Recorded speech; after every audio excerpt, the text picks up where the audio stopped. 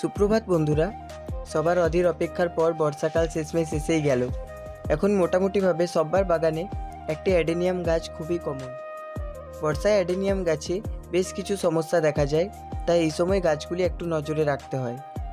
যাদের গাছ শেডের নিচে থাকে তারা সেরমভাবে কোনো সমস্যার সম্মুখীন হবেন না, কিন্তু যাদের গাছ খোলা আকাশের নিচে থাকে তারা অবশ্যই টবে ওয়েল ড্রেনেজ সিস্টেম এবং ওয়েল ড্রেনেজ মিডিয়াতে গাছ রাখবেন, নাহলে বৃষ্টিতে অ্যাডেনিয়াম গাছের কডেক্সে পচন ধরার সম্ভাবনা থাকে। বৃষ্টির পর ভালো কোনো ফাঙ্গিসাইড জলে গুলে গাছে স্প্রে করবেন এবং গাছের গোড়ায় দেবেন। আর গাছে কোনো নষ্ট হয়ে যাওয়া ফুল থাকলে সেগুলি অবশ্যই ফেলে দেবেন, নাহলে এর থেকে অনেক সময় ডালে পচন দেখা যায়। বর্ষায় অ্যাডেনিয়াম গাছে খুব পোকারও উপদ্রব হয়, তাই 10 থেকে 15 দিনের ব্যবধানে ভালো কোনো পেস্টিসাইড গাছে স্প্রে করবেন। এইভাবে কয়েকটি ছোট্ট পরিচর্যার মাধ্যমে অ্যাডেনিয়াম